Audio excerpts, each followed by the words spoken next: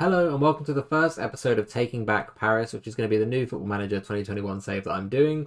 But before we get into all of that, if you enjoy my content, please leave a like and subscribe if you're new. I'm almost at 200 at the time of recording this. I'm 2 subs away from 200, so that'd be really nice to hit. I upload videos every Monday, Wednesday and Friday, so if you're looking for some good and consistent content, please sub. It would be nice to have you, but let's get on with the video. So at the end of my Genk series on episode 9, I said I'll have a poll on my Twitter so we could decide who we're going to manage next, and it was between Paris FC, Malaga and that team from Holland that I can't say their name. And a good 10 people voted, so thanks for all the 10 people. But yeah, we're managing Paris. I'm calling the series Taking Back Paris because one, I need the series to actually have a name, like with the Genk one I didn't have a name. And two, quick little history lesson for you. Paris FC were founded in 1969 as it says here, and then they merged with Stade Saint-Germain, I'm pretty sure it was, in 1970, which then created PSG, right? Still with me? And in 1972, Paris FC broke off again, became Paris FC, and Paris Saint-Germain were two separate things. So there's now two Paris teams staying with me. In this scenario, there's probably more than two in general. And obviously, between the two sides, obviously one has had significantly more success than the other. Obviously, PSG have had significantly more success. Especially if we look at this history tab that shows all of the trophies. Then we go back to us. We've got like none. It's just French Division 2B and 2D. So they really don't really count as trophies. You know what I'm saying? So I want to turn Paris FC into one of the biggest teams in France and if not the world. And if we have a look here, they don't actually have any legends. So ideally I can turn myself into a Paris legend. Any trophies we win are basically going to be mine. So it'll be a nice little project for me and quite a challenge. The Genk one was really fun and it was a challenge. But I did really well from the off. I don't know if that was a fluke or what, or the Genk squad just didn't need that much work, which it didn't really. So just to bring you up to speed of where we are now, I haven't played any games yet in the league. I did do the friendlies. Well, I say I did the friendlies. This was my first friendly against Cercle Bruges from Belgium, keeping it Belgium with my channel. And we lost, but I thought that was a decent little test because like Cercle Bruges, they're not a great Belgian side, but they're not a bad Belgian side in the top division. And then I scheduled like I normally do some easier friendlies, and I also put Westerlo in there because they're another Belgian team and I'm quite familiar with the Belgian leagues in general. So I wanted to see how we fared against them. We did really well against Westerlo actually, but as you can see by this, I'm not going to talk too much about them because they're friendlies. We haven't lost anyone but that Cercle Bruges one, and that was the first game and it was 2 days in, so I just needed to get to learn a team, but I've learnt my team through these friendly games. And the tactic we are going to be playing is this 4-5-1. That's what I would call it. I always call this the V, people call it different things. I call this 4-5-1 and I call it the V, right? But with Genk, we did a gegenpress. We're going to do vertical tiki-taka. And just for people who may not know, according to Football Manager, vertical tiki-taka is a quick passing style possession and movement with the narrower, more direct approach than the standard tiki-taka. The emphasis is on good passing football, but more forward than just more patient. You get what I'm saying? However, I've made a few changes. I'm not going to go over it too much. I've made it fairly wide, but here are my tactics. You can pause it if you like, but I don't want to talk too much about it because I also want to get into the gameplay and stuff. It's a bit more out than what I normally do because I always have this player here in a V, right, as an anchor man or a ball-winning midfielder. So I'm changing it up, having a deep line playmaker on defend here, so we'll see how much I stick to that because I feel very uncomfortable having that not as a ball winner or an anchor man. This role here as an advanced playmaker on attack is a bit out there for me, you know. I'm not too sure how I feel about it, but we're going to go with it because this is how I want the formation to work. And visually, I want this guy to be operating in here and around here when we have the ball. And this guy's a ball winner, or I'll change it to box, depending who plays there. But he's just going to be up and down. Just to visually, you know what I'm saying. Then we've got wing backs on support, how I like to play them with ball playing defenders. So ideally, the wing backs overlap, we get some crosses in, and we score some goals, because we need to score goals to win, as we know. Looking at a season preview, which has changed since I looked at it, because originally it said we were 25-1, but we're 20-1 to win the league. I'm going to be so triggered if I don't get promoted, because I don't want to spend loads of time down here in Liga 2, you know.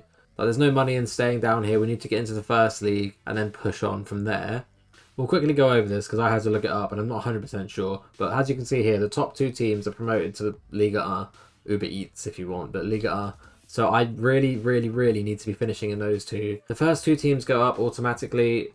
There's no playoffs or anything like that. So ideally we finish either first or second. The promotion playoffs is a thing that does confuse me a little bit. So again, we can learn together. If you do know how it all works, feel free to tell me in the comments. But I've been looking it up. So 3 teams are going to the promotion playoffs. One of them gets a bye. So let's just, for this example, third will get a bye. Fourth and fifth will play each other. Let's say fourth wins. And then third and fourth will go against each other. And the winner of that then plays the 18th place in Liga A, I think. And the winning team gets promotion to the Liga A. I think that's how it works. Hopefully I'll explain that well enough. If not, sorry.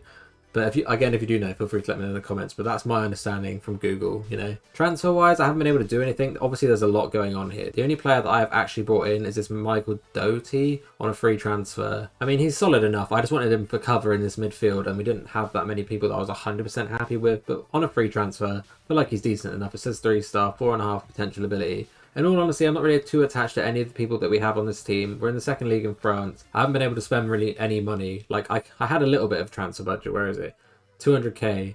But I'm not just going to spend that on a player if I can get pretty much the exact same quality of player for free, which is what I've done with that Michael Doughty. That's my thinking for that. Like, I'm not too attached. If we get a decent bid for any of these players, any of them can go. But normally a football manager, I want to develop my players going forward. So I play the younger guys like I did with the Genk series. However, I'm still going to do that for the most part, but I need to be playing a team that will get me up at the first time of asking. So that's what I'm going to do. So if I have to play, this Hannon is probably one of my best players.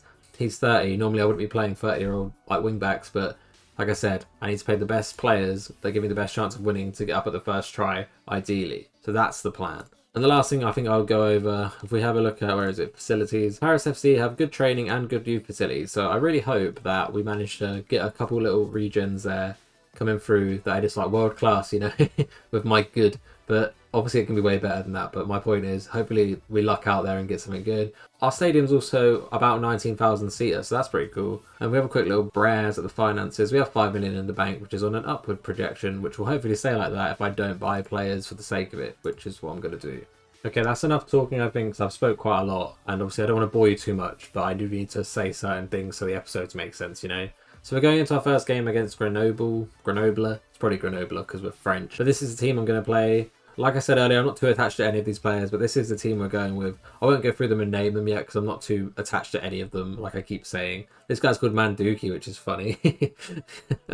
And this Gakpo guy, he actually looks really solid. It says he's a winger there. He's playing advanced playmaker for me on support, which his stats are all pretty solid for. Like, we have a decent player at this team, but we don't have any world beaters because obviously we're in the second league in France. But anyway, let's get into the game. This is the team that is playing. Manduki's got a funny name. Let's go. Let's pump our fists and say, go and impress me. Nobody cares about me. That's fine. Over the preseason, I've actually been signing loads of trialists because it's way cheaper than scouting them. And I've not really done that before because normally I manage team with a little bit of money. So that's been an interesting learning curve for me. Hopefully we can start this season with a win. Like I said in many a video about Football Manager, I think it's really important to start the season with a win, and that's also why I've scheduled loads of my pre-season friendlies against really low down sides, so my players are confident going into the first game. I paused it because the highlight was too quick, but Gakpo's on the ball, my boy. Free ball, please. Or just spank one Gakpo. Completely wide. Boring. Good start, maybe. If you look at the stats up here, we're dominating the possession early on, so I forgot to say, this Grenoble team are pretty much the same as us in the season preview. I'm pretty sure they were 25-1 as well, or 20-1. Let's not concede early on, guys. That's going to be a goal. I guess nice block. Oh, were you offside? Nope, that was a goal. Yikes. I lost the first episode of the Genk series, so let's hope I don't do that here. Let's just shout demand. I'm berating you. That's actually annoying that we conceded. My issue is I don't know how good we are because I've never managed in the French second league, you know. But let's hope we're better than this. Come on. Cannon's on the ball. What happened to the verticalness of this vertical tiki-taka? There's a good ball. Go on, Laura. That was a nice little finish, but it's offside because obviously mine's offside, but yours wasn't. That was a nice finish by that Laura, though. I don't want to lose this. Half time, that's pretty much our only highlight other than our offside goal. Here are the stats. Our expected goals isn't great because we can't seem to shoot the ball on target, but we're doing alright with the passing and we're doing alright with the possession. So if we sort the goal part of it out, we'll be back in the game. Point our finger, show me something else in the second half. Why are you demotivated? We are losing. I've not changed anything at half time because I want to win and I need to get used to these players. And I do think this is the best 11 as we are not doing anything. I have to change something now. Alright, big Manduki's coming off for Doty. I've changed some of the tactics up. Hopefully that changes anything. I don't want to lose the first game. And we're at home. Normally it's easier to win at home, in my opinion. Let's also go attacking. Are we going to get a highlight? Go on, please can we score? I do not want to lose. Otherwise, this is not going to be great. Go on, Lopez, get it in. Why would you shoot that and not... Why would you not cross the ball? I'm pretty sure... Okay, I know we have another highlight here. Oh, yikes. Okay, that's triggered me. We're putting cross more often on both of these wingers because that's triggered me so much that he didn't cross the ball. And if he crossed, we probably score. Hopefully that changes something. But here's our highlight. Again, come on, Hannon.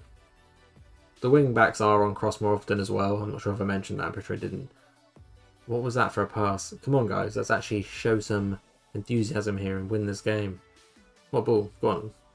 I thought I was offside. What finish? But Laura's actually a really good striker. I didn't think that was onside because normally my goals are offside with Football Manager. But there you go. There's my cross more often. I guess that counts as a cross, but that was a nice little ball. Good finish by Laura. 1-1. Yes, I'm still changing my tactics because my winger should have crossed originally anyway. Okay, there's less than 10 minutes. Hopefully we get another highlight and go on to win this. I just realised I've only done one sub up until this point. Fadiga can come on up front. Okay, I've just done the last 2 subs with 5 minutes left because I completely forgot. How many subs do we get? Please be our highlight. I do not want to lose in the last 5 minutes of this game.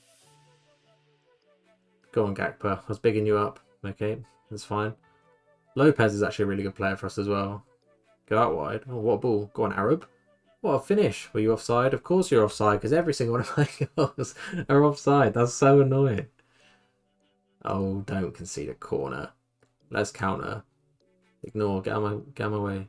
This Arab's doing quite well since it's been off. You're offside.